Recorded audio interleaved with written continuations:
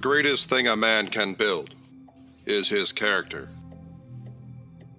One day, who you are will meet who you could have been. What kind of day will that be? The most paramount days in your life are the day you were born and the day you find out why. A weak man will be misused. A nice man will be cast off. A ruthless man will be feared. A good man will be respected. Currently, there is a lot of noise around the buzzwords toxic masculinity. Let's set the record straight. There are toxic people in the world, regardless of their gender. Highlighting men and creating a phrase to isolate them is just an attempt to shun men and encourage them to cower away from what it is that we need most in society today. Men of discipline, values, strength, and courage. The ideology that men are toxic is an extreme view of men that bothers me. It bothers me mostly because society once helped to raise boys into men, not patronize them. That for centuries, men were viewed as a central part of the community, and it meant something to be a man of dignity and dependability with a duty to serve and provide. A man used to know that his name meant something. It had value and honor associated with it, because he was a man of his word, and his words were his actions. There is a coarse joke in our society today that chivalry is dead. Chivalry is not dead. Chivalry lives on in all men. Just because you put a book on the shelf and do not revisit it for years does not mean that the words do not exist anymore. Instead, they are still present in black and white, in all their truth, when you go back to the pages. The same can be said of men when they are encouraged to be true to themselves and others by example. Chivalry is defined as the combination of qualities expected of an ideal knight, especially courage, honor, courtesy, justice, and a readiness to help the weak. These are the things society used to teach men to be, because it was understood that it was for the better of the community.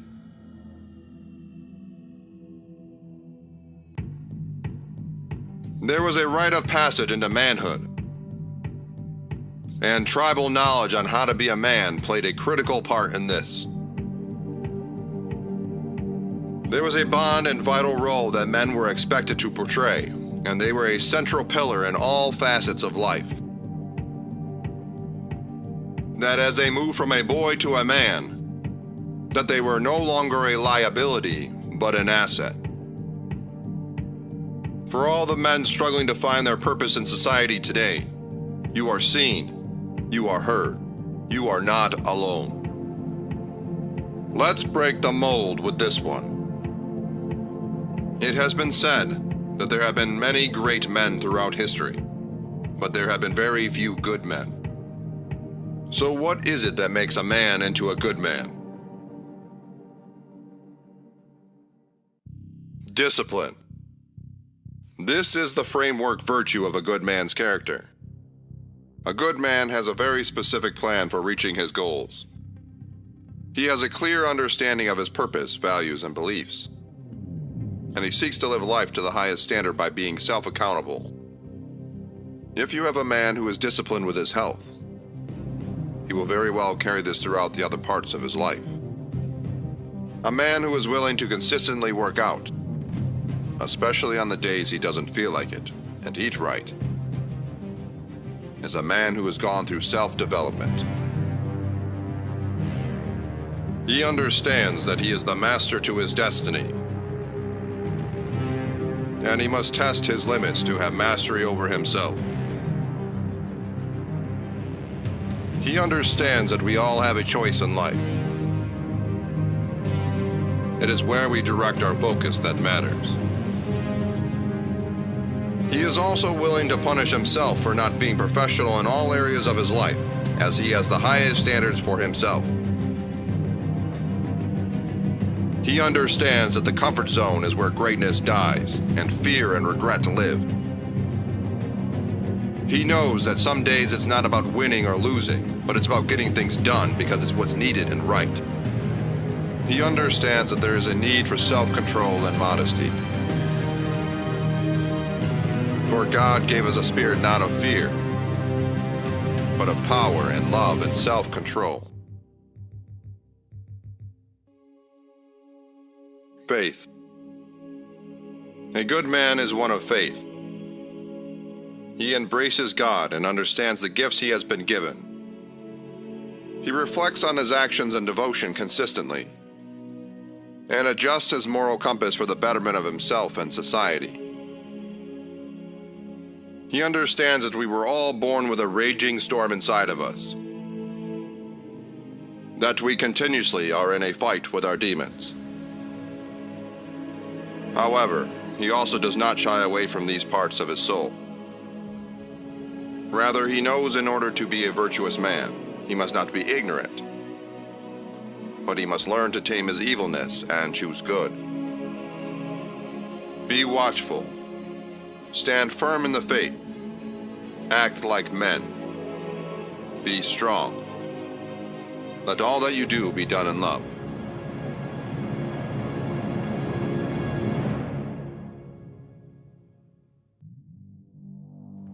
Wisdom.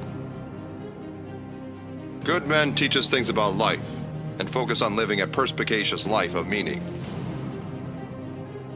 Good men let their cup of knowledge overflow and help others to be wiser.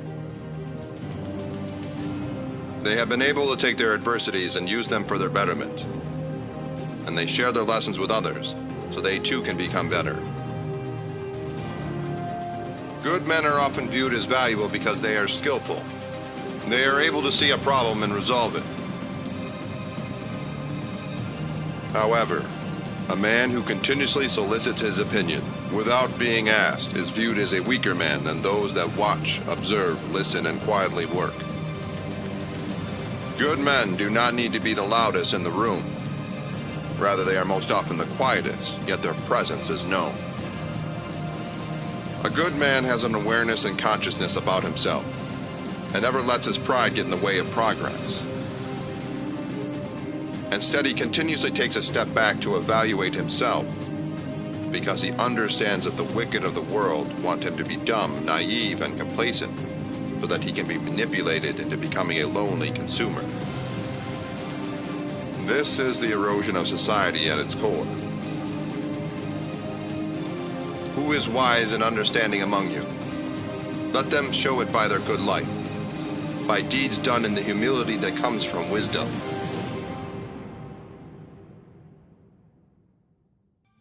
Provider.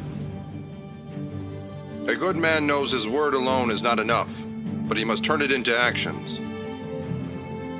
He works to serve not just himself, but others, especially the weak. He knows life will have different demands, and he is driven by his purpose, which requires him to be agile. He acts out of love, kindness, and selfless service. He does this, knowing that power and influence are valuable tools. In his family, he respects his wife and children, and provides tradition, wisdom, sacrifice, and protection. It is in these small acts of kindness that he finds his reprievement and finds his higher purpose. This is what makes him a sovereign leader. What good is it, my brothers and sisters, if someone claims to have faith but has no deeds? Can such faith save them? Suppose a brother or sister is without clothes and daily food. If one of you says to them, "Go in peace, keep warm and well fed," but does nothing about their physical needs, what good is it? In the same way, faith by itself, if it is not accompanied by action, is dead. Resilient. He understands that his mind is his greatest weapon, and he is the master of his reality. His mindset is his greatest superpower, because he knows that all men go through problems, but he is able to change his frame of mind to use them as fuel. He embraces the hardships because he knows it will make him stronger and allow him to grow. He is comfortable with being uncomfortable and living in chaos. He knows that he must remain focused, dedicated, disciplined, and that doing the things he needs to do is his duty to keep moving forward on a daily basis. He remains competitive and empowered to win. We are afflicted in every way, but not crushed. Perplexed, but not driven to despair. Persecuted, but not forsaken.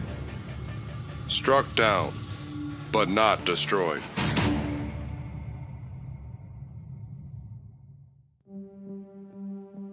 Stoic.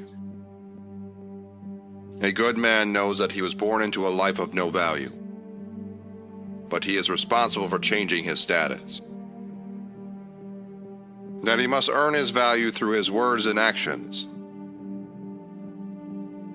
This is what makes him useful. He knows that he is powerful beyond measure and has unlimited potential if he is willing to do the hard work and not quit. He does not expect handouts. Rather, he knows he must go through the struggles and pain to reach his fullest potential, because this is how we learn. He is inspired. He understands the necessity of duty in his life, and that he has a responsibility not only to himself, but to others as well to protect and provide. A good man does not hide from his emotions. He addresses them, but he does not wallow in his sadness and misfortune. Instead, he carefully processes his emotions, thoughts, and actions, and acts in a way that is productive in achieving peace of mind. A good man reflects often on his life choices for a better understanding of his self-actualization. A good man has a healthy relationship with violence, but he does not act out of impulse. He is meek and understands the risk and how to engage, but he also has self-control, and he uses his abilities for good and not evil. He who is slow to anger is better than the mighty, and he who rules his spirit than he who captures a city.